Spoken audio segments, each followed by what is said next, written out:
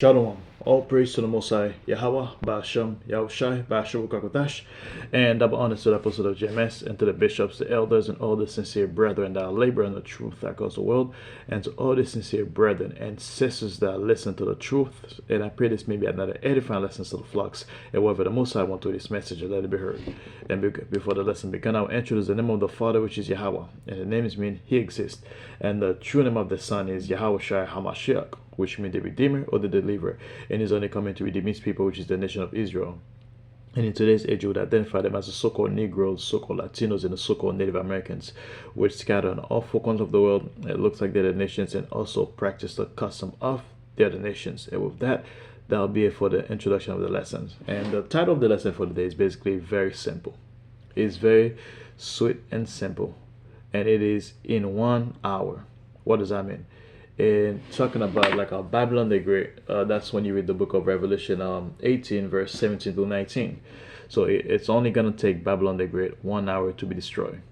All those years, since the fall of the Israelite, primarily the southern kingdom back in the late 1300 to 1400 to this current time, all those Edomite, let me see, 1400, 1500, 1600, 1700, 1800, 1900, and the 2000s, roughly 6 or close to 700 years. All those build up only to be destroyed in 1 hour. And when it's talking about Babylon, it's talking about America, which is basically the headquarters of Esau. So once Babylon the Great collapsed, that's it for the Edomites. They're gonna go to captivity alongside the other heathens. But guess what? They're gonna get the most ass whooping because they the one that's destroyed the earth. So all your Israelite that always want the topic for as of late is Jakes wanna save the other nations, and when they're talking about the other nations, it's always primarily Esau, Edom.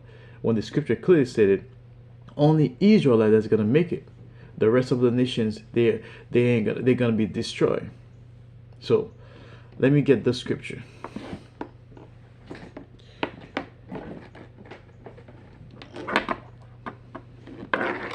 Revelation 18. Let me get that. Revelation 18. Revelation 18. And he says, let me see. What was I again? Yep, Revelation 18. In a single moment, well, I'm reading it on the NLT. It says, in a single moment, all the wealth of the city is gone. So that city is talking about, that's once again Babylon the Great. In modern day, we're going to say America. The Bible's not going to be like America going to be destroyed in 1 hour. Because that's basically what Christian wants to say, want you to say, or people in general. Because there was a Jake who's a Christian who was arguing, it was a Haitian guy, she said. He's always inviting me to Bible study. That was earlier this year, and I have to stop it. I'm like, look, man, we don't believe in the same thing. I believe in Yahushua, the Heavenly Father, Yahweh, Yahushua. You believe in God and Jesus Christ. Our belief is completely different. The only thing we share in common is that we're both are Israelites. So his mindset is he wants everybody to be saved, and he's saying what's gonna happen at the end. And I kind of explained to him when Yahushua is coming back, he's gonna only save his people, which is the nation of Israel, and which is the so-called Negroes, so-called Latinos, so-called Native Americans. But he'll give you the typical John 3:16. Once you hear that, you're like, what? It is what it is, man. And I have to put my foot down and say, man, you have your belief and I have my belief, and that's it.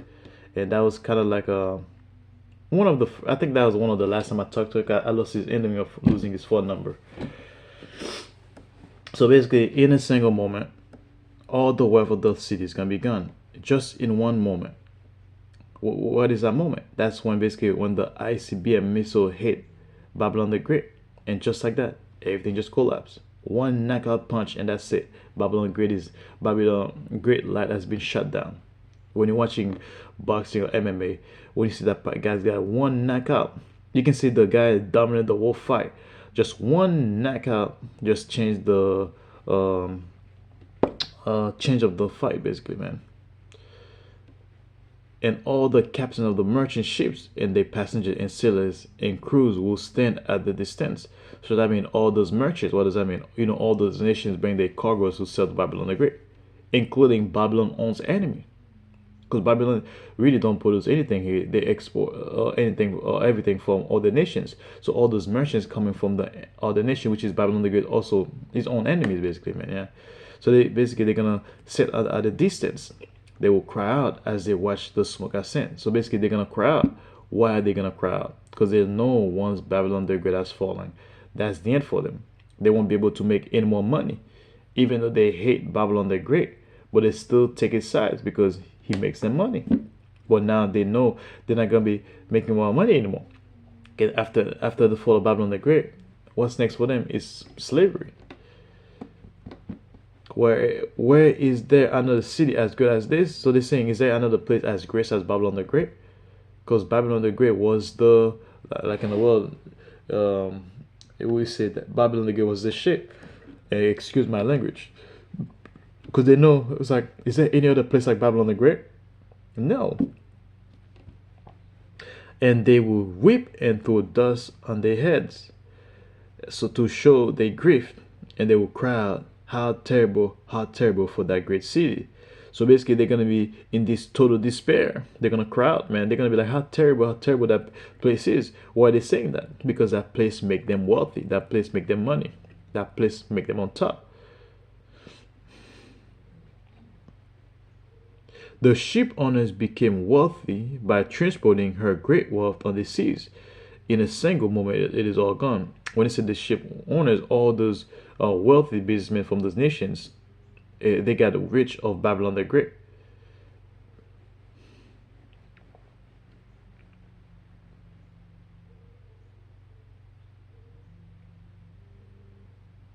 Verse 20 says, rejoice over her fate, O heaven and people of the Most High and apostles and prophets, for at last the Most High has judged her for your sakes.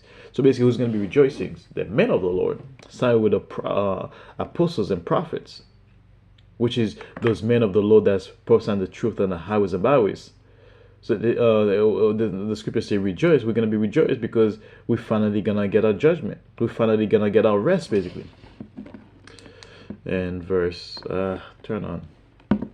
For at last the Most High has judged her for your sakes. Because he says people, not just the prophets, the people, which is the rest of the hopeful, like basically they're all gonna be rejoicing as well. Because the Most High has finally judged Babylon the Great for our sakes. Why? Because the children of Israel was oppressed heavily in Babylon the Great. So the Most High has judged her for our sakes, basically, man. And the next one I'm gonna read is basically Habakkuk 2 and 3. Habakkuk 2 and 3. That will be in the Old Testament. Habakkuk 2, verse 3. And he says, this vision is for a future time. So, that vision I'm talking about is exactly what Habakkuk saw in Revelation 18, verse 17.